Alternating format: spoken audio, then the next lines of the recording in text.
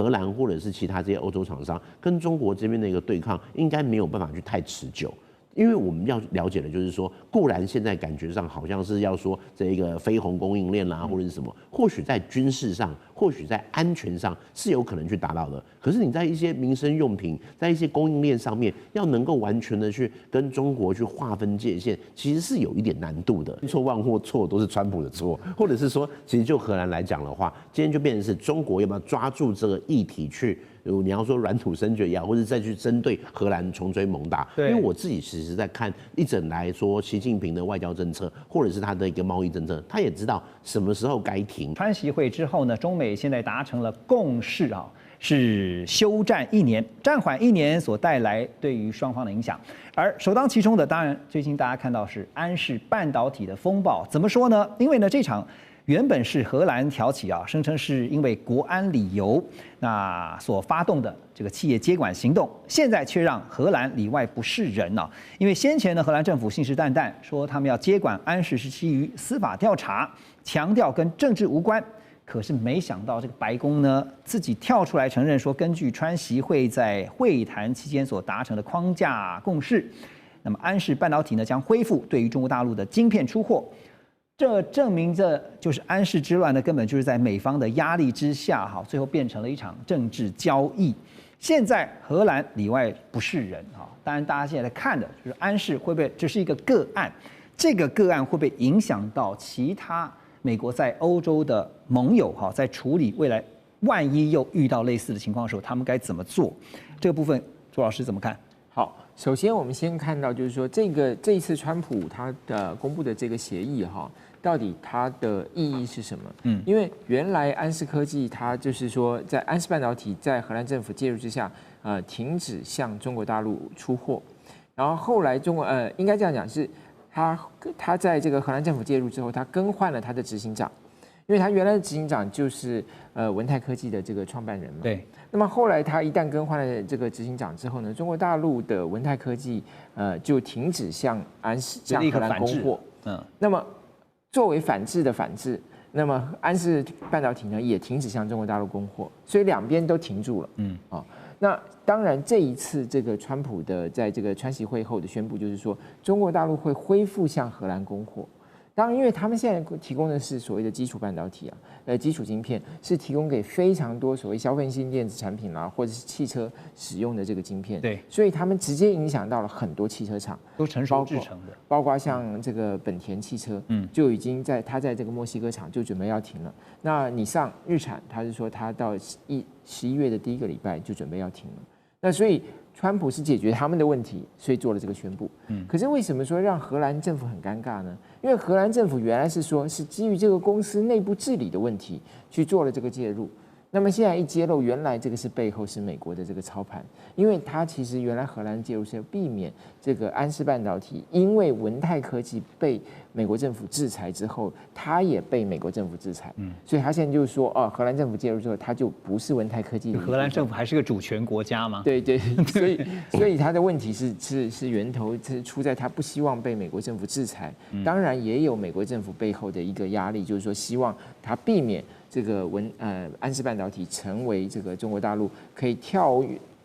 出这个制裁的一个巧门嘛。对，所以其实我们讲说安氏之乱哈，它不只是现在让荷兰觉得自己里外不是人啊，是变成了像外交上的一些风暴之外，其实它直接像是刚刚左老师所提到的，它重创了欧洲的整个汽车产业链啊。因为呢，安氏的产品啊，它是以成熟制成的晶片为主。那外界很多人都会以为呢，成熟晶片呢并没有那么重要，但是没有想到呢，这些看起来是比起高阶晶片来说，它算是中低阶的这些成熟制成的晶片呢，却是车用跟工业晶片的命脉。进一步细看到，安氏的产能有将近80%都在中国大陆的安氏半导体。结果安氏被中方暂停了广东工厂的出口呢，就等于失去大部分的后端产能，也导致整个欧洲汽车供应链陷入了断链的危机。当然，现在这个问题要想办法赶快解决，不然刚才也提到了，像尼桑啦，像一些这欧洲的一些大的车厂啊，哇，没有这些晶片怎么生产汽车？好，美国跟全球是不是在这件事情上面真的是忽略了成熟制程晶片的重要性跟它的影响力。黄老师，您觉得？其实大家对于成熟制程这个晶片，可能对字面上有点误解说，这个好旧啊，这个好像没啥人要用。但其实，在车用晶片或一些特规的晶片上面，成熟制程它占有一个非常重要的特性是什么？它稳定，它可靠，然后它的封测标准都是验证过的。再者，这个整个晶片的产业链里面，成熟制程可以说是整个晶片的最后一里路。那最后一里路走不好，你前面做的再好，那都是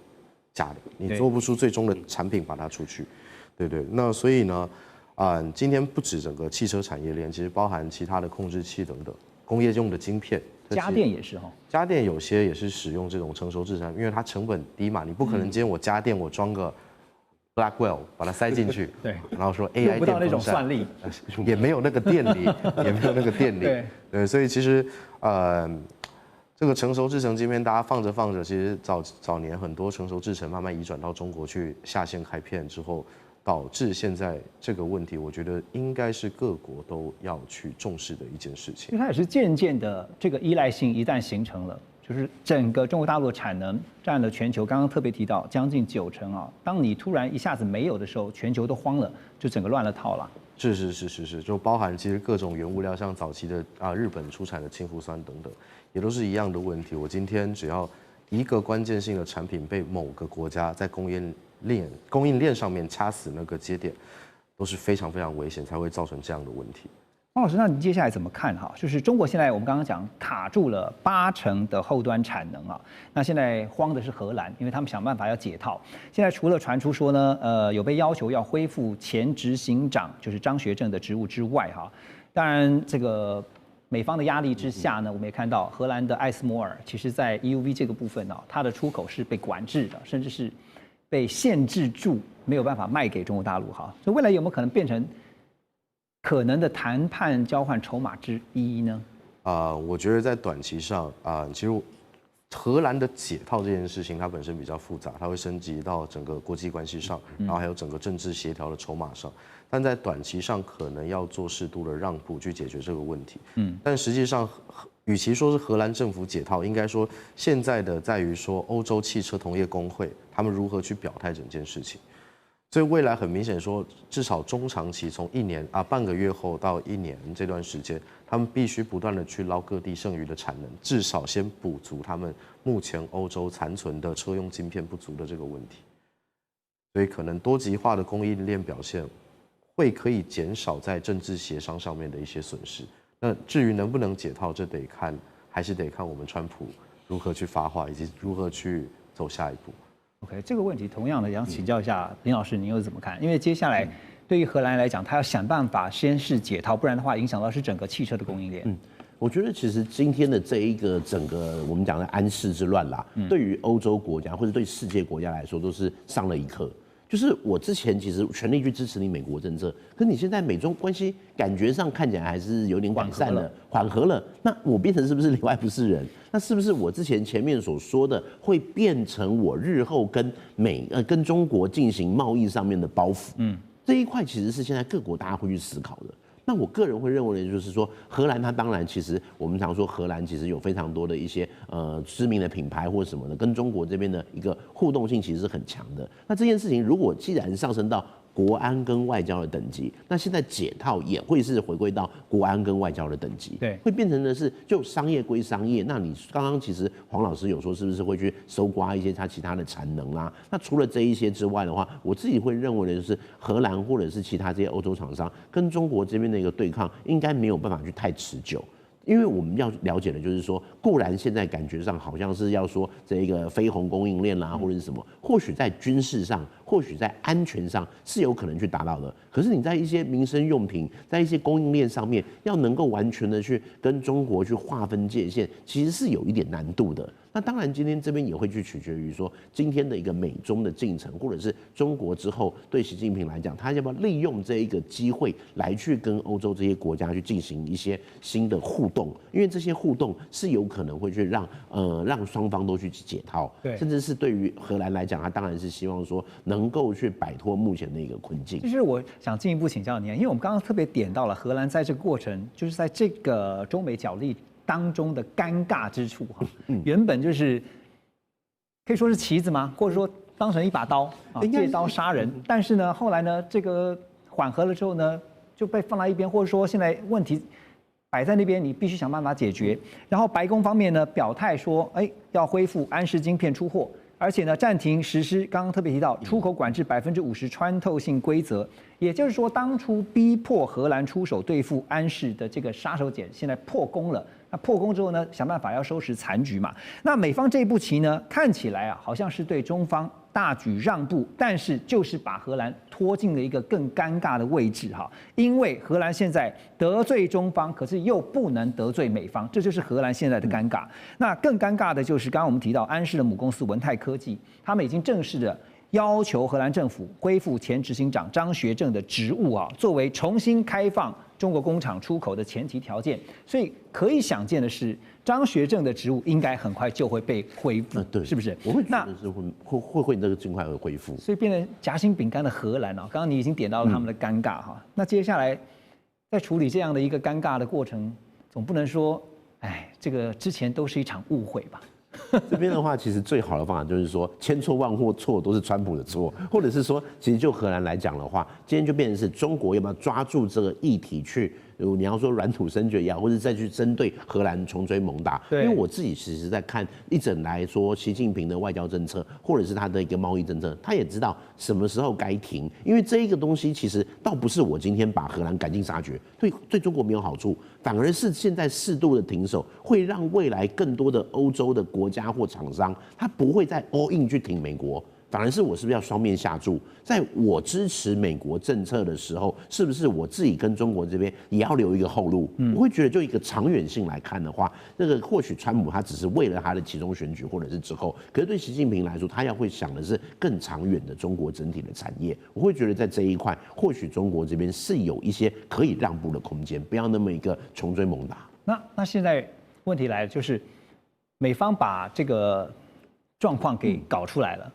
那荷兰现在陷入了一个尴尬的局面，可是总不能让荷兰自己去面对这个残局嘛？你觉得美方会出手吗？我觉得美方的一个出手，或者是今天美方就是说暂缓1年了，那什么时候我们1年再说？那现在的话，可能就是你荷兰你可以拥有一定程度的一个自主权，但是在这一块的话，当然还是要再去看川普在这一边的一个整体跟中国这边整体的一个互动。所以其实这里的话，还是我说的，就是对各个国家都会是一个警惕。对，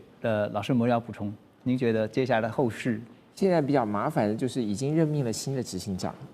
所以这个新的执行长用什么理由让他下来呢？这是更尴尬了。那当然，所以他变成荷兰必然要完成他的所谓的司法调查。对，那司法调查要有个结论说，这个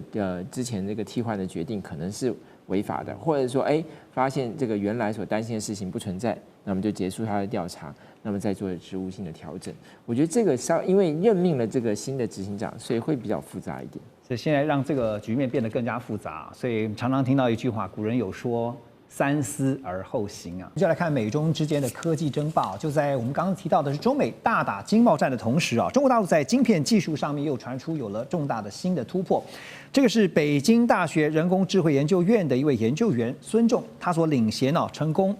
带着团队呢，研制出了一款基于组变记忆体ReRAM 的高精度可扩展模拟矩阵运算晶片。那首次呢，在这个计算精度上面达到了可以和数位计算相媲美的水准。在大规模讯号侦测这些相关运算当中呢，这款记忆体的效能也比现有的 GPU 要提升100倍，甚至号称是有1000倍啊。另外呢，武汉大学专案研究团队也宣布，在北斗高精度定位和授时晶片研制，还有就是通导遥一体化应用的领域有重大突破，研发出了北斗高精度定位 SoC 晶片啊，跟这个室内室外无缝定位的模组打破了高通还有博通这些国外大企业的技术封锁。现在看到就是说，包括北大、武汉大学这2个团队在晶片研发上面纷纷传出这样的一个突破的消息啊，证明了是不是说中国大陆的晶片技术确实，我们常常在讲说只是时间问题啊。那骆老师怎么看它？也代表的是不是说美国先前我们所提到小院高墙、围堵、封锁，其实效果真的不大？在这里我们必须肯定中国大陆它在理工这方面的发展确实是越来越进步。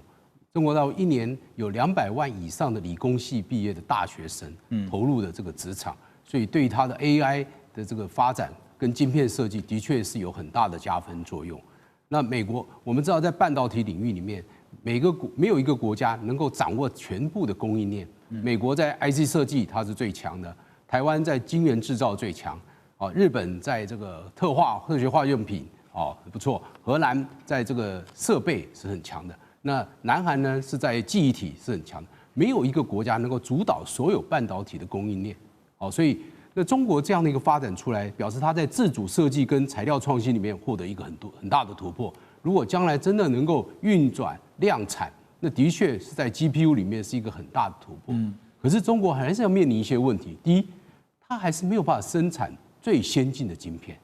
，7奈米以下的，它现在还是没有办法。它目前还是输给我们的台积电，还有日本，还有韩国的三星，这是无可厚非的。第二 ，EDA 这软体的运作还是要靠美国不管是新思科技，还有易华科技，还加上德国的西门子，都掌握 EDA 的设计软体。第三，它的设备还是要靠 EUV 啊，那它现在没有 EUV， 它都是用 DUV。那 DUV 能不能够做出 EUV 的这个效果，它受到高端设备材料的限制。第四，它在封装测试这部分里面，因为它没有先进的晶圆代工的晶片，所以封装测试它也没有办法达到先进。目前这一部分还是台积电是领先的，台积电本身就自己制作封装跟设计。第五，这个是实验，这个是不管是北京大学、武汉大学，它是一个实验，它也没有办法达到量产，它有没有做出很好的良率，它怎么能做出一个整个生态系？这对中国来讲还是一个考验跟挑战。但是我们相信他有做出这个，这也是迈出了一大步，我们真的是觉得很替他们高兴但是要完成这所有的晶片自主能够全部的供应链你都能掌握，这真的是一个非常大的挑战。还是那句话，不要低估了中国大陆科研的实力啊！因为科技研发的话，除了一方面是要寻求突破，另外一方面呢，就是想办法呢，就像美方现在做的，要封锁啦、围堵啦，要拖慢对方研发的速度那双管齐下才行。但是中间的漏洞也许很多那特别讲到人才的部分，在成熟晶片的这个部分彭博10月23号有报道说，最近大家这个吵得沸沸扬扬的，说这个荷兰代理经济部长呢，他就援引了冷战时期1952年物资可用法出手接管了中国文泰科技有持股的晶片制造商。刚刚我们也提到了安氏半导体还罢免这个安氏的执行长张学正。北京方面立刻就祭出了反制，就是什么呢？切断中国广东厂跟荷兰母公司的营运联系，并且呢恢复向中国大陆国内供应半导体，所有的销售呢也都必须以人民币结算这样的规定。好，所以邱老师看到这次我想先问的是，荷兰的这个动作后面一定有来自美国的压力吧？我觉得美国的把安氏列入那个实体贸易实体清单，是一个点，一个开端了。对，但是这个不是仅仅只是封杀或者是为了压制中国的晶片科技这么简单，这背後有非常大的商业利益。就我们在看这一整个事件的发展，有非常多匪夷所思的地方，就是我们目前很少看到，因为国际贸易或是公司在全公司的治理或管理的模型架构。这个是放诸四海而皆准，并不是说在荷兰的公司他们就有一套特别的做法，美国公司有另外一套特别的做法。就在资本主义已经发展这么成熟，已经这么多年的情况底下，一家公司里面决策董事会做什么事，执行长做什么事，底下每个部门做什么事，公司的所有权应该是怎么样计算？其实这是你英国公司、欧洲公司、美国公司都是一模一样的，它包含台湾的公司也一模一样。但这次荷兰为什么直接援引1952年物资可用法？就是他知道直接去干涉，就是在现在这个公司治理架构、全球的公司治理架构底下，这会打开一个非常不好的范例，而且一定会被抨击。所以他援引了一个非常冷门的战争法案，它要有一个法源依据。对，但是谁告诉荷兰政府要援引这个战争法案？这不仅仅只因为美国政府只做了一件事情，美国政府就是把安氏放到那个清单里面。那到底是谁策划了一整个从荷兰政府发动的这个？如果我们大家知道安氏半导体的背景，安氏半导体在2017年，它原本是飞利浦转投资的子公司底下再分支出来的，它其实不赚钱。它在2017年的时候，其实已经快要倒，在那个时候才由这是中国大陆的这家公司去买了以后，在2022年、2024年分别2次重大投资，非常多的钱，然后把这家公司救起来。文泰科技才入股。对，那文泰科技好不容易把安氏半导体盘活了，救起来。那现在美国把这家公司列入贸易实体清单，其实对安氏半导体本身有没有很大的影响？因为这本来就有除外的，因为欧洲的部分其实并不受这个法案影响。但是有人，我们目前听到有很多，现在开始陆陆续续有很多内幕消息，就安氏半导体本身内部有人想要再把这家公司买回去。因为2017年的时候它是赔钱的嘛，但是现在安氏半导体非常赚钱，而且我们在看未来，包含5G 还有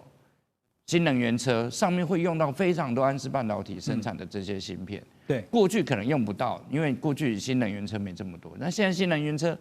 以及人工智慧这些新的开发场景应用都会用到安氏的产品。那安氏，所以大家就看到影响就变得很大了。对，那我们目前在看，就是这里面有非常多的谜团，并不是像外面媒体所讲这么单纯，就只是荷兰政府想要发动。因为这个如果没有安氏半导体内部有人配合，荷兰政府是没有办法做这个。而且我们常常讲说是个案研究哈，这个个案会不会只是单一个案，还是说此例一开以后呢，大家比照办理啊？大家都用这样的一个手法哈，后面有美国的压力吗？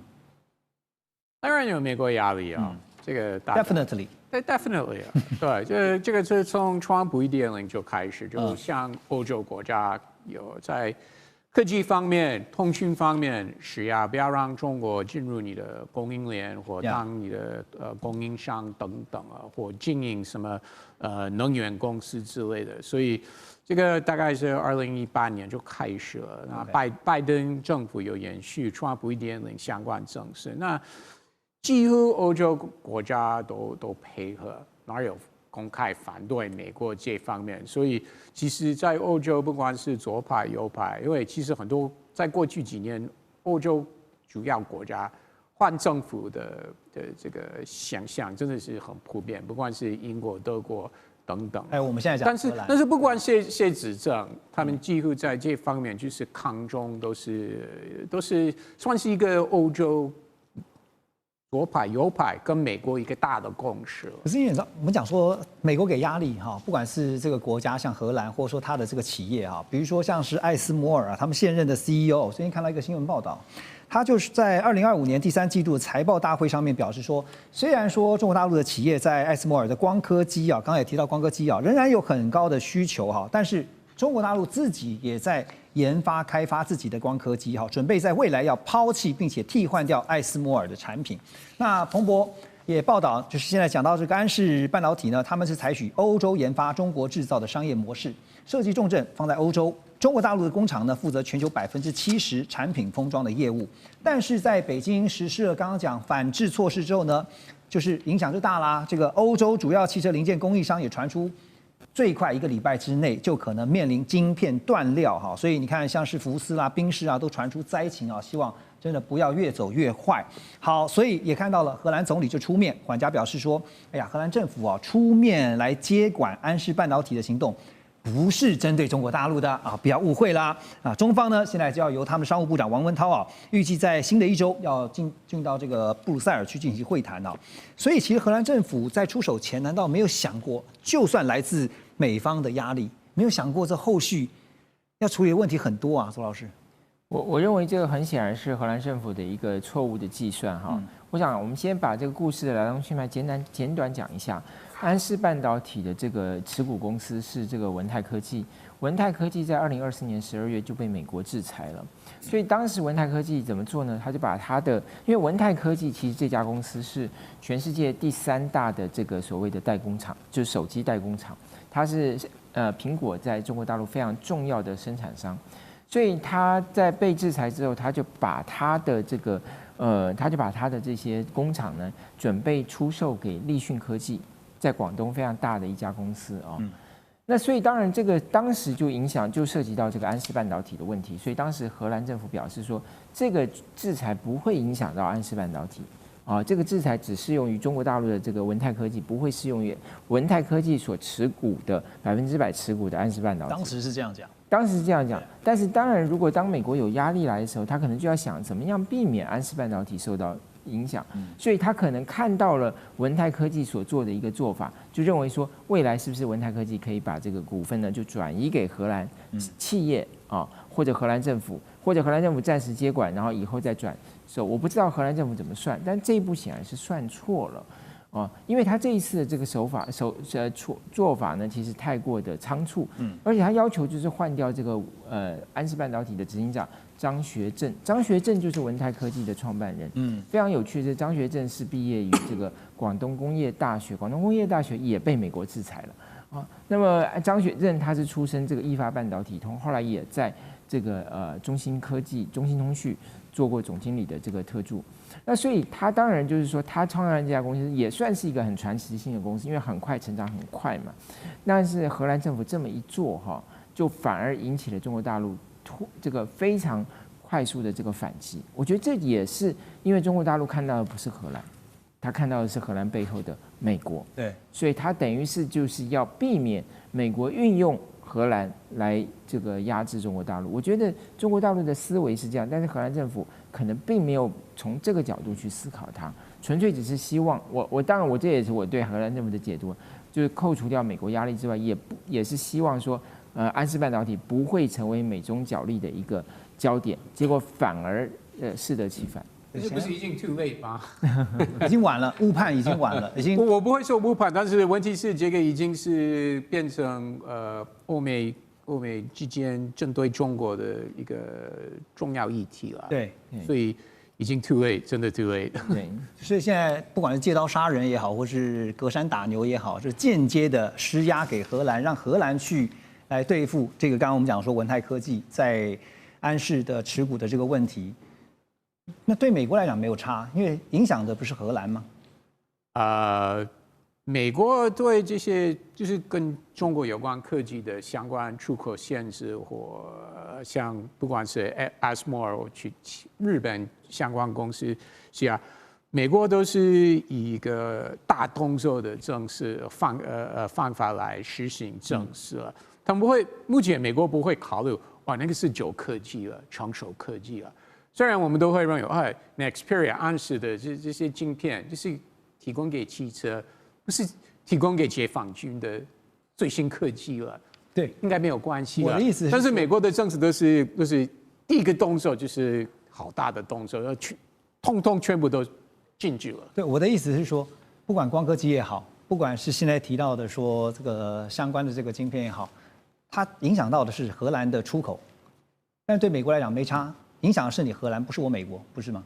我觉得这个美国不是这样考量。OK， 美国就是考量中国手上到底有没有什么样的科技。这是美国要所以透过各种的管道想办法，就是达到我们刚刚讲说唯一。当然美国的想法是我们美国要永远领先。所以要禁止就禁止。我说什么设备或软体输出到中国去，要禁止就禁止，这个是目前美国的政策。所以我刚刚说，美国都是以这个概念来实行政策，不会考虑到那才是旧科技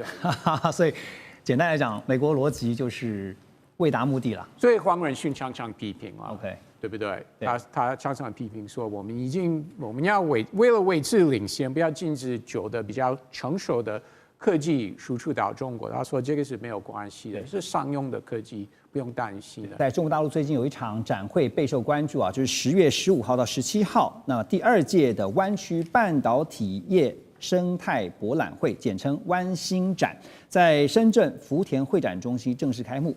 来参加的有蛮多的国际企业啊，包括像是我们所熟知的艾斯摩尔，还有泛林半导体、住友化学、日立等等哈。那中国大陆的半导体新秀新凯来也有参展，而他们旗下的万里眼技术有限公司呢，也在这次的展会当中出现。网络有资料显示啊，新凯来呢，他们是出自于华为2012年实验室啊，是由深重投啊，这个深重投是简称啊，其实它的全称是深圳市重大产业投资集团有限公司，是全资控股的，它是一家100%国有企业。那么新凯来官网的介绍呢，它的全名是深圳市新凯来技术有限公司。他们的目标是致力于半导体装备跟零部件、电子制造设备的研发、制造、销售以及服务。不过这个更专业，这个进一步要请姜老师带我们来看啊，因为现在最近提到了半导体，尤其说这未来会是大陆之光的，就包括像北在上海这边有宇升亮，然后呢南有新凯来，不过新凯来的宇升亮也是新凯来的子公司嘛。是先这样说哈，为什么今天会跑出这间公司来的话，主要还是受到美中贸易战。那其实就是因为我们要做先进制程，就是3点，就是我要新材料，我的制程微缩，然后再就是我的先进封装。目前看起来制程微缩的 EUV， 那美国应该还是目前是不可能卖给中国的。那所以在这方面，其实新凯来就是想要去突破这个制程微缩的部分。那同时呢，除了制程微缩外呢，我比较快可以达到比较好的效能的话呢，我只能走先进封装，走封装嘛哈。新凯来的设备你去看，它其实就是遍布于这几个刚刚提到的3大领域里面去走。它其实你发觉它的产品代号蛮好玩的，就是所有的群山哦，什么赤霞山、武夷山、峨眉山、三清山、普陀山哈，就是有山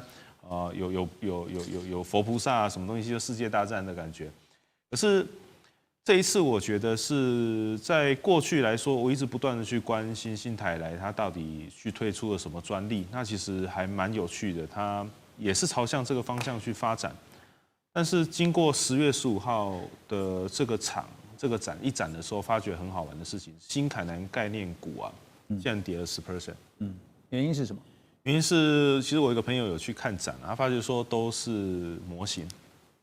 那我觉得第一个，因为他今天是受中国的重点业务也扶植，所以他必须得在很短的期限内拿出一个成绩。那我一直常说，其实在半导体，它在开发设备，它有一个周期。以某一家公司为例的话，就是我要先3年的 demo， 然后再到他们的那个测试的一个 committee 里面，之后再到3年，3年完之后再试量产，再3年。其实整个设备的研发期程要10年。以台湾来说的话，那新凯来在这么短的时间内，因为其实中国从古往以来，他们包含很传统的工具机，他们其实都是习惯用逆向的方式。那也许我在短时间的突破没有问题，可是我真的要完成整个子系列的世代的话，我还是需要给他一点时间才有办法。所以姜老师您怎么看？因为这次展会，新凯来特别有号称说要端出31款新发布，而且要实施量产的。他说未来要实施量产的半导体相关设备那覆盖晶片制造5大核心技术。因为其实刚刚也跟主持人报告，就是其实我对这个非常有兴趣，所以有请人家来看一下说，因为我有去看实际的展啊，然后后来发觉都是模型，其实大家我觉得投资者一看也是模型，我觉得所以导致说它的整个概念股整个崩盘崩10%。15号到现在。好，不过现在看到说新凯来它的这个股权架构，我们来看因为它是100%的国有企业，然后呢，它号称是拥有中芯国际、长江存储，现在已经有100亿订单了所以说650亿的这个估值因为它是外界给它估的这个价值大概有650亿哦。那大陆国产设备国产率就是国产化的这个比率呢，希望从现有的5%要提升到60%我们要讲的一件事情就是大陆的晶片自主化，也就是呢，大陆因为现在被美国封得死死的当然也许有漏洞，可是呢，不管怎么样，他已经知道他必须要走出自己一条路。所以聂老师怎么看大陆自制晶片的国产化的这个比率不断的提高，其实就是在提高自己的自足率嘛那在没有办法进口被美方这样子围堵之下，这个也是必然的现象但怎么样看我们现在在讲的这个新凯来的技术水准因为刚刚姜老师也特别提到说，这次展会当中大家看到是模型，可是也许是他先给大家看模型，但是他私底下，因为他也怕美国人在看，不是吗？我是不知道是不是模型啊，不过我想请教主持人一个简单的问题啊，请问大陆要自主化什么时候开始的？你觉得呢？当然，习近平上来之后，他们有非常多的大动作。我先讲有钱人使鬼推磨。请问一下，辛凯莱是什么时候出来的？他在2012年，当时是哪一家公司里面的实验室？华为。对。他出来之后呢，好，2年后中国做了什么大动作？大扎大经济一起计划1387亿，为了什么？就是要大肆扶持半导体晶片。那你刚刚讲深重投，全资控股，我跟你讲，他们是大量在做。当然你也知道，当川普在打了1.0版，在打这个中国晶片的时候，因为他当时的版本就是抓着你的 China Creation 2025， 中国制造2025，在2015年写的文本。你要知道，这前一年就是2014年，非常多的大师在2013年他们到德国汉诺伊参加了汉诺伊的自动化会议，回来以后直接跟德国签了中德工业4.0，是这个是他们开始要起飞科技的那个起点。那这个节点还有历史，就我那时候也在另外一台有台里面讲，在10点在创富新闻每次在讲什么，讲华为、中兴一直被美国挡，为什么呢？奥巴马已经受不了这2家这么厉害的公司一直要吃他们的路由器当做网路，这2家公司他们号称不管华为是不是号称民营，但里面的实验室当中国就要扎钱，所以就把它抽出来，在2012年都在那时候拉出来以后就重资投入。我先跟你讲中国在丢的时候，因为美国就要质押它，所以在2018年质押之后，2019年他丢第2期的大经济计划，去查就知道2000多亿。现在因为这一次打越烈，才2023、2024打了3000多亿。中国有没有在进步？其实经济可以打，它的规划5年规划可以。科技太难了，就像刚刚讲的说，你制程不是那么容易。可是有钱人使鬼推磨。你看这次接的那么大订单，中芯国际啊，从2001年是台湾人嘛，张汝京股票被卖了以后，带了他德州仪器的一些教会朋友去成立了一个公司跟上海实业，现在25年了。他有没有成就？也有啊！你看那个 Pro 这个 Pro 60，以前那个不是美国商务部长去的时候，华为秀他一个手机，说你也做到7奈米啊。他们也在做，但是他们的技术或良率什么都还是有一点需要考验。我是觉得辛凯莱，你看这次接到他们的100亿大订单，长江储存、中芯国际，我跟你讲，他们也有算是有个 ecosystem， 也就是他们的产业供应链，其实也已经俨然形成了。是。我跟你讲，我是这样想，可能我比较过于乐观，不管模不模型啊。我是觉得这种现象很可怕，也就是他们在，我讲这个清楚嘛？中国是什么？它是具有中国特色的那个社会主义的什么市场经济？是。那这个当然西方会调侃，这个根本不叫市场经济，它是具有中国特色，国家集权，国家扎钱就扎钱，国家控股就控股，对不对？所以我是觉得没有错，它的很多最高端，像先进制程，刚讲这个制程萎缩这些地方，的确被控制得很惨。他们就是在这个地方要突破，的确也很难。但他们在突破的时候，一定会有一定的进程。比如 H20、H100， 你给我，你不要，你设计了一个算力降到28%的给了我。对，那时候我们还是想要，结果你来以后发现我们也有了，对不对？我们全部把你退回去。你问那个寒武纪这些东西，他们也都是差不多就把你退回去。现在你辉达啊。只要经过美国认可可以过来，他们几乎也不要了。所以其实技术上面不断的在追求突破哈。那这个技术部分呢，请教姜老师另外一个问题啊，科技媒体啊叫做 WCC F 然后 Tech， 他们报道说台积电在台湾本地将会展开1.4奈米生产线的初步建设，但是特别值得注意的是，台积电呢并不打算使用艾斯摩尔最新的这个高数值孔径极紫外光光刻机，而且呢，在未来研发 A14的时候呢，必须会采用试错法来改进他们的制程啊。那这个部分怎么看？说实在的，我今天如果去投资一个这么贵的设备做出来的东西，结果是什么？太贵了。光刻机真的很贵。那做出来的 wafer 也很贵。所以变成说，其实你去看台积电，它的技术来说，基本上他们都可以去，比如说什么7奈米可以做到7N，5奈米做5N，他们其实透过他们的自己的制程改良，就可以得到一些非常好的效果。那其实1.4奈米我们叫做14A 啦，那也许14A 往下走，才有可能会需要用到这么先进的光刻机。那说实在的，那目前来说，我如果能用技术去克服的事情，我觉得依公司投资的角度来说，我觉得还是以技术克服为主了。那如果台湾做得到，中国大陆不是也做得到吗？因为主要的话就是还是回到一个点，就是我制程微缩的机器被美国卡脖子嘛。OK， 好，所以其实我们在看到中美的科技竞争的时候，都是请国家直立，尤其是中国大陆刚刚聂老师也特别提到了，国家作为背景，现在美国也看到了，所以川普说，那我美国现在也要来投资我的这些大型的企业哈。纽约时报还有路透啊，我们综合他们的报道说，贝森特就是财长呢，在这个 CNBC 啊投资美国论坛上面，他就宣布呢，川普政府要透过增加关键企业的持股，来收紧对战略产业的控制。那现在呢，夯不啷当总共有7家左右的这个大企业啊 ，Russ 怎么看哈？怎么样能够保证啊？因为你今天入股，你的持股比例如果不足以能够去成为这个去 handle 或是决策这家公司未来走向的话，那这持股有什么意义呢？你觉得？太早，真的目前太早，因为美国过去虽然其实很多人认为美国从来没有这样做，其实美国有了，尤其是曾经有经济危机的时候，不管是40年左右，那个时候雷根总统也是投资Chrysler 汽车公司了。那2008年，美国政府也有直接来投资一些金融机关，对不对？所以不是过去美国没有这样做，但是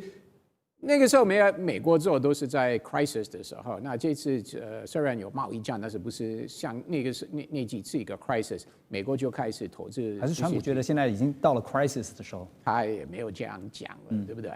？Everything is okay， 所以他不会说现在是 crisis， 只要他在执政就不是一个 crisis。那你觉得？对不对？但是我觉得问题来了，因为川普政府只会执政4年，对不对？所以他们只有上下3年多。那到时候如果这些公司，不管是 MP Materials 和 Intel 等等，如果要增资的话，说他们向他们的股民、投资人说我们要增资了，那如果美国政府也持股的话，那美国政府会拿钱来增资嘛？这是很大的问号。但是目前我们真的不知道答案是。所以这个会是一个挑战，对不对？就是你说未来遇到刚刚你讲的那个问题的时候，如果好3年以后、4年以后 ，Intel 突然说因为市场情况等等的因素，我们要增资了。那美国持股那么多，那美国政府会立刻拿钱来增资吗？对，真的不知道。辉达的创办人兼执行长黄仁勋啊，最近他出现在美国城堡证券参与2025年全球市场未来展望人工智慧与下一个成长前沿的这场盛会进行做对谈。那么他特别谈到了中国大陆市场的时候呢，他就语出惊人说啊，他说美国出口管制啊，让辉达100%退出了中国。那曾经在辉达这边呢，是在中国大陆有市占95%的业务啊，恐怕未来都要归零啊。这个话真的是非常的惊人啊！原先95%，现在一夕之间有可能会归零，怎么办呢？那因为针对美国对中的 AI 政策呢，黄仁勋就因此呼吁啊，说要退后一步，回归第一原理。并且也指出了 AI 竞赛的关键是赢得开发者，而中国大陆呢，拥有全球大约50%的 AI 研究人员，还有包括顶尖大学浓厚创新的氛围啊。这个7月份呢，黄仁勋在北京也曾经告诉过媒体记者，他说技术领先需要庞大的市场。他还特别讲了一句话，针对华为的，他说任何低估华为和中国制造能力的人都非常天真。所以黄仁勋是不是意有所指？美中之间其实应该走的是竞合，而不是竞争，是这样子吗 ？Russ 怎么看？黄仁勋他的立场是非常清楚，他一直说，美国不要管那么多了，不要限制那么多了。他说至少中国会 catch up。其实我们在台湾，我们非常熟悉科技业，对不对？那我们也知道中国有这个能力，就是追上只是迟早的事情。世界跟钱的问题，但是或许不管他们投资多少钱，有多少人力，那或许会未来几十年还是会慢一步，不管是美国或台湾。但是迟早都会 catch up。那黄仁勋也是很积极，就讲到这件事情啊，所以他真的认为这些管制是没有意义，而且他也很坦白说了，他觉得他 NVIDIA 在中国大陆的 customers 客户不是军方。所以人家说，你的镜片是中方会拿来用在军事设备、武器等等。那他一直否认，对不对？所以他这个立场不会改变，不管美国或批评着媒体、学者说什么国会议员等等，他还是会继续保持这个立场，说，我的 customers 我都是私人企业，不是政府，不是军方。我们曾经在节目当中讨论过黄仁勋啊，认为说他其实是蛮适合当外交官的哈，但是他现在面对是两个非常强的，一个是川普，一个是习近平，他夹在两个人中间之间，你觉得他那个角色要怎么拿捏？Be everybody's friend， 对不对？很明显 ，Be everybody's friend。他的 approach， 他的 style 就是还是跟大家都保持朋友。所以今年我已经忘了他有几次去白宫跟川普见面，而且有公布什么美国大型投资案，NVIDIA 都有加入一些 data center 等等啊。那另外，川普去中东的时候，去沙特阿拉伯，黄仁勋也有参加。对。最近，川普总统的9月份去英国的时候，黄仁勋一样有参加了，也宣布在英国打投资案子，对不对？所以到目前为止啊，他跟川普总统的这个 cooperation 这个配合度是非常到目前为止非常顺畅了，而且很明显，川普希望他，这个很重要。如果川普觉得我跟这个人合不来，那川普总统就不会那么多次邀请他来白宫，但是很明显，川普认为这个人真的是一个非常值得尊重的一个企业家，所以我们也不排除，也许 APEC 他有可能会跟着川普一起去。如果有的话，不会意外啊。好，因为我们讲到的黄仁勋，其实大家就会想到他先前的那个被他被他取代了，就是马斯克哈。可是我们也可以看到，黄仁勋似乎有刻意保持跟川普之间的距离，你觉得为什么？我不会做这个类比了，因为角色完全不一样。因为那个时候，Musk 觉得我要虽然我是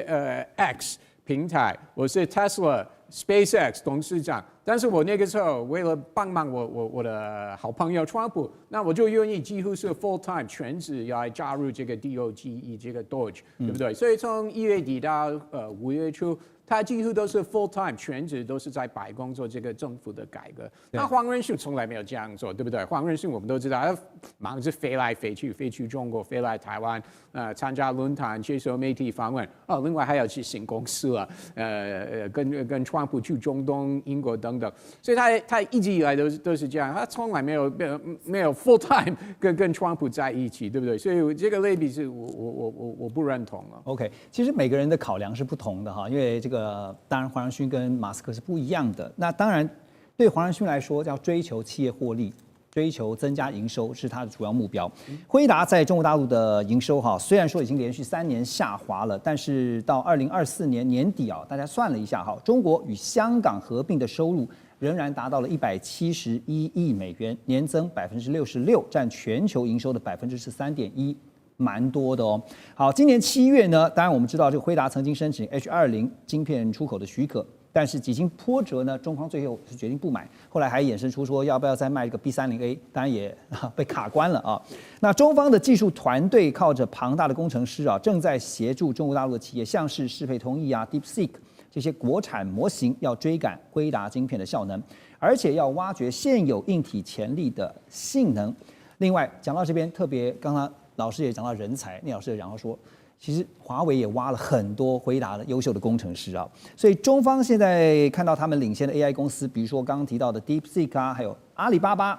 月之暗面啊，这些在训练大语言模型 LM 仍然是重度依赖辉达的 GPU。可是我们必须要说的是，大陆国产的 GPU 什么时候会取代辉达，只是时间的问题，因为这个连黄仁勋都非常的关切在意。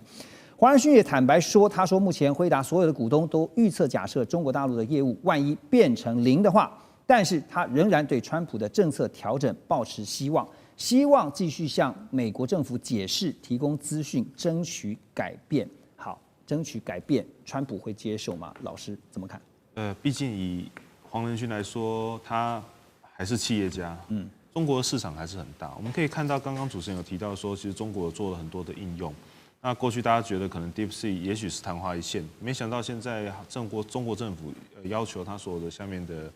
单位要使用 DeepSeek 来做办公。那这样子有一个什么好处或坏处呢？就基本上它有非常多的资料可以训练。那跟台湾比起来的话，或者是跟 OpenAI 比起来的话，它有很多属于自己的资料可以去训练出自己的一套模型。这是第一个。那再来的话，大家想说，是不是因为军工的关系，所以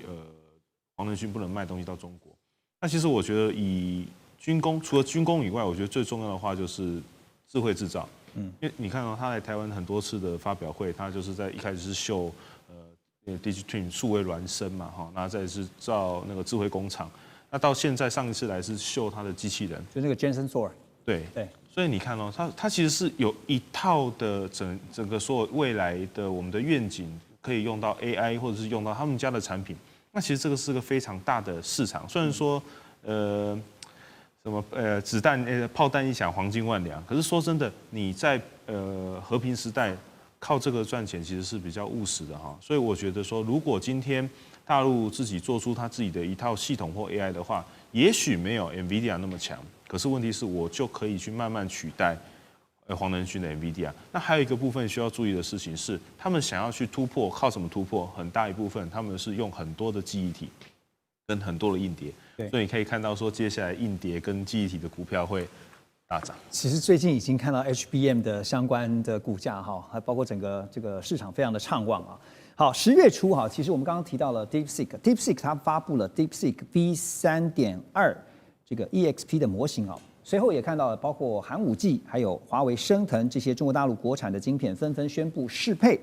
华为甚至还公布升腾910系列晶片的量产计划，在2026年的第一季呢就要推出升腾950P2。那么采用华为自己研发的 HBM 到2028年的第4季的季度的这个时候呢会推出升腾970。好，那么现在就看到的是中国大陆的 AI， 它不只是一个单点聂老师，我们看到是它着重在整个生态系当然它也可以看到说供应链是一条非常广跟长的一个条链，那所以这是一个非常大的战略，怎么看？我刚刚有讲，它整个中国的供应这个生态供应链已经非常的不能说这么的完整，但是这个基本上面面俱到了。那你不管在哪一个这技术研发，从最早从这个安徽3纵3横这个安徽这个中国科技大学，到甚至深圳的各个科技的这个发展，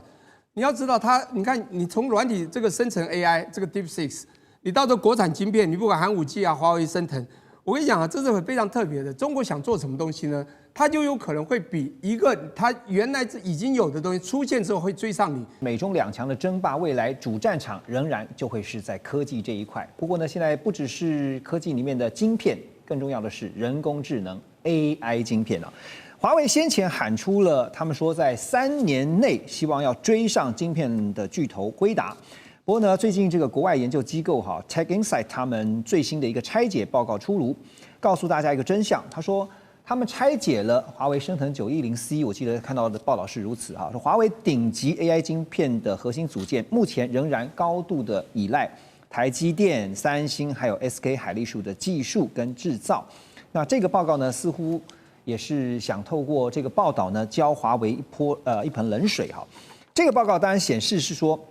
华为在核心组件上面确实存在着短板，而且也暗示了华为在架构设计上的自主性可能还有一段路。好，当然华为呢，当然知道短板是存在的，所以他们才喊出3年追赶那所以这个3年是代表说他们预留一个战略的替代期嘛？这3年好好的想办法猛追上。那所以我要问的问题是，陆老师，您觉得华为说在3年内他们希望能够追上 NVIDIA， 就是辉达他们必须先克服哪些难题？对华为来讲，这的确是它的一个战略性目标，而且3年追上是相当具有挑战性。但是9月18号，华为的这个副董事长，也是他的轮值董事长徐世金，就在他的全年接大会里2025里面，他大肆宣传他的这个计划。那他主要是有2个策略，一个就是超节点它的 Super Pod 来设计新一代的 AI 晶片。第二个，他用重级的方式，重级就是不断我一个晶片打不赢你，我用两个打不赢你，我用4个，叫一直的加，所以它可以加到15480个升腾系列的 AI 晶片来共同努力，作为它 AI 算力的基础。因为 AI 算力基础就在这个晶片。那晶片以它目前，它的确是落后辉达啊，只有说它可以做到辉达 NVIDIA H20的部分，它是可以做到，这没有错。但是它还没有办法赶上辉达的这个最先进的 H200、H100这样的一个先进的晶片。那他最主要这次的论点是这样子，他觉得说，为什么以前微软有 Microsoft 它可以整个 Windows 系统统治了这个电脑，那 Apple 呢用 iOS 统治了整个的手机。他说，重点是在于这个生态系。他说，我们 AI 要建立一个生态系。那辉达利用它的 CUDA、Blackwell， 它现在建立它的生态系，所以我们怎么打不赢它。那这样子，我这个华为，我就把我的开源放出来，我邀请所有的前后链的供应链一起来加入我这个生态系统，我们共同来打这个3年之战，让所有有志于想要跟辉达拼的人一起来加入这个战场，来共同跟辉达打一场战。我想他的一个策略应该是这样子，而不是单纯从晶片。如果单纯从晶片，它是绝对没有办法做出像台积电、三星目前这个晶片这个先进的这个制程。这是它第一个困难。第二个困难 ，HBM 超高频的这个记忆体，它到目前也是没有办法做。以中国大陆现有的长芯存储也没有办法做出这个 HBM 这样的一个高速的一个高量的一个记忆体，这都是他需要面对。但是他说我做不到没关系，我就把很多的堆叠起来。他说我可以用一个堆叠，第二个我用网路，我的网路比你强大因为这个讯息还是要透过网路来传输，我用建立更高效的网路来赢你。第三，我还有中国政府的支持，政策支持，所以他用这3个想要跟辉达打一场3年之战。所以这也是我想继续问一下吴老师，就是说，华为喊出说3年内他们想要急起直追辉达当然这个是凸显出了一个就是时间的问题而已，就是说你给我时间，我一定追得上。可是除了时间以外，因为现在美国联合了其他它可以影响的势力范围，去想办法在技术上要卡住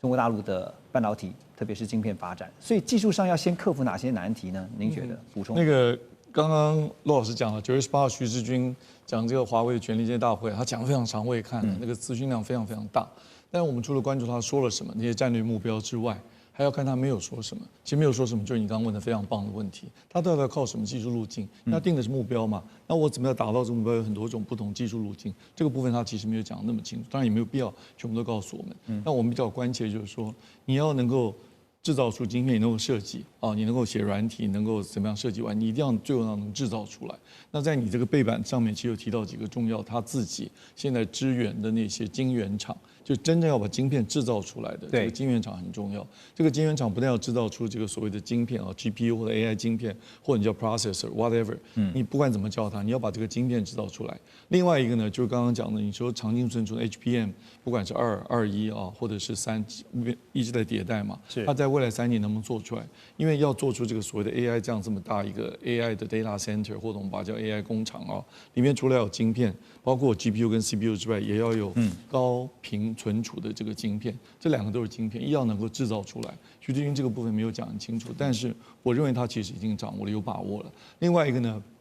每一个这么大的 data center 中间有很多的机柜，有很多的这个刚刚讲重集聚集起来之间要联系，这个联系这一点，这个华为蛮厉害，因为它用电跟光，就我们现在叫细光子或者细光的这种原理能够在中间的传输这个速度跟频宽加得非常快，速度变得非常快，用不是光电，还要用上光。那这个部分华为其实绝对不比 NVIDIA 差，所以他意思就是说我不是只跟你单独只比这一个晶片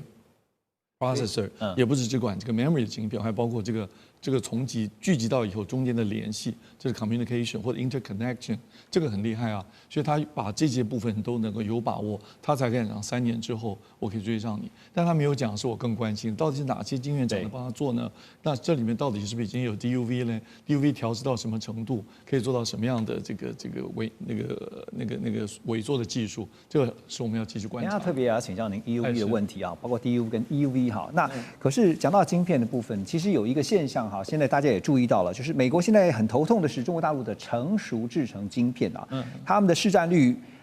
现在越来越大，而且呢，最新的研究显示呢，66%的美国产品都在使用中国大陆制造的晶片。这些晶片都是我们现在讲的成熟晶片。所以呢，中经院的分析师跟预估说，中国大陆成熟制程的晶片制造，渴望在2年内就会取代台湾，成为全球第一的市占率哈。成熟晶片虽然说技术门槛不高，可是呢，像是工业上的啊、汽车、家电啊这些非敏感领域哈，都用到这些成熟晶片啊，制成这些晶片。那中国大陆如果万一掌控了主导权跟话语权，垄断了全球在成熟晶片的供应链的话，那么未来美国对中国的先进晶片制裁会不会反而反过来被钳制住？所以我们先请周老师带我们看哈，成熟晶片在这个中美竞争下，它的重要战略价值是什么？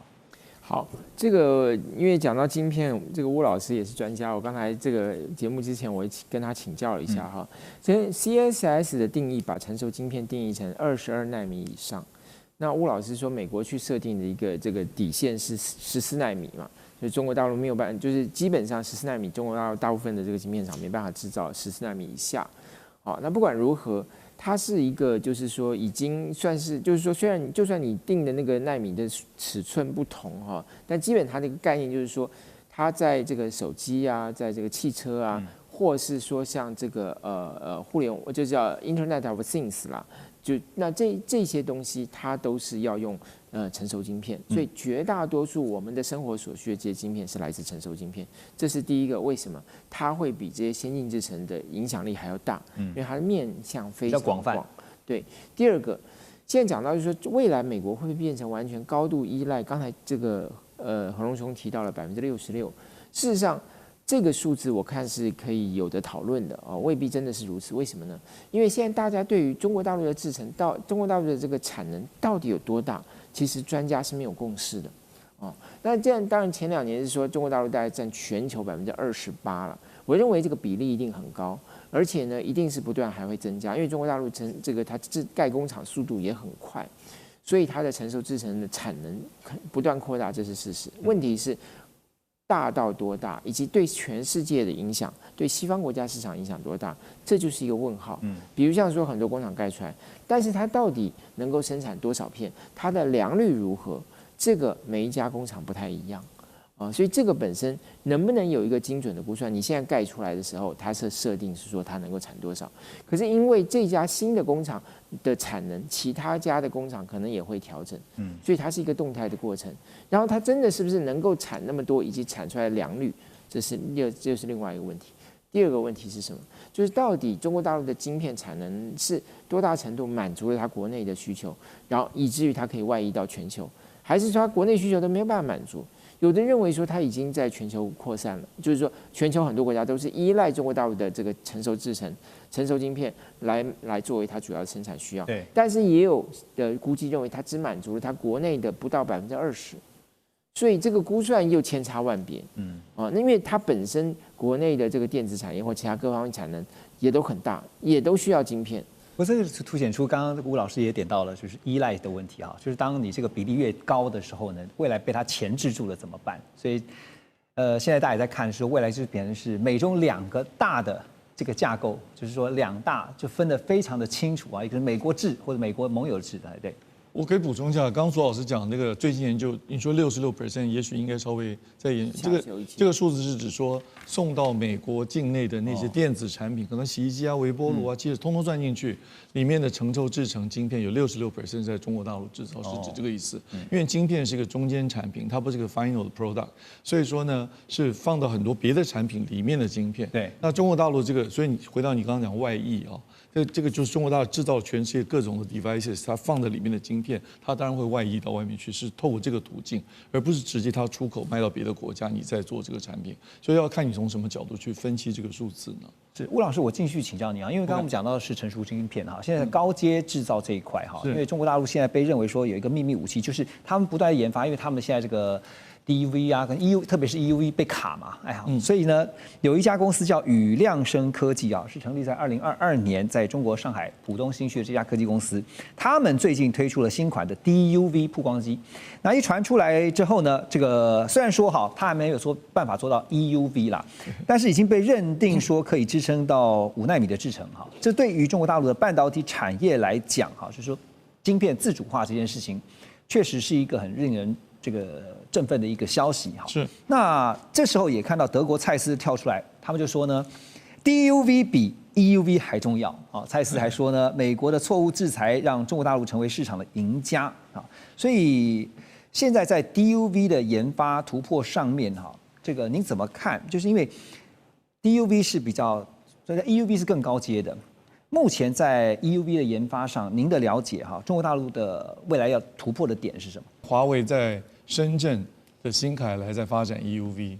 然后华为支持的在上海跟上海国资成立这个你刚刚说的这个对宇亮生，它在发展 DUV， 而在今年年初这个 DUV 的原型机已经做出来，送到上海的中芯国际啊去做调试，这个调试可能要，我想至少要1年，到现在已经过了大半年了嘛，所以我想可能至少要1年才能做到你刚刚讲说不定努力一下可以做到5奈米，经过各种 double patterning 的方式，就重复曝光的方式。那如果真的能够运作顺利，可以量产这个机器本身，那就能够满足中国现在大概有50座晶圆厂都在盖厂，那这个时候大家都去用同样的技术去往7奈米、5奈米，就刚周老师讲所谓的先进制程晶片这个领域去冲，那这个对全世界影响都很大。也能够像刚刚讲的满足中国国内自己的需求，因为光华为的手机就需要非常多的7奈米、5奈米甚至更小、更微缩的晶片，所以要从这个角度讲。好，这是讯息本身。那回到刚刚讲蔡司说 DUV 比 EUV 重要，蔡司那篇文章我当然早就看了，它是按照全世界的市场来讲。所以如果你美国当初只想控制 EUV 不卖给中国，好，这好像错了，你应该连 DUV 也要一直限制，因为 DUV 所产生出来的晶片的总数，虽然它是成轴制程，好像没有那么 critical， 可是它的总数量比较大。结果你把这一片市场，因为你没有限制，现在整个中国大陆的 DUV 的总量从 ASML 买去绝对超过1000台，如果加上其他的什么测量机啊、步进机老的、应该超过1500都有了呢。是。那最近去年前年有大量采购，所以量很大，它就会出现你刚刚讲的，把 DUV 的市场，因为有这么多 DUV 的 ASML 的这些曝光机或者叫光刻机，所以它就占据了这个市场。蔡司主要指的是这个意思。OK。但是我想一开始美国也没有想到。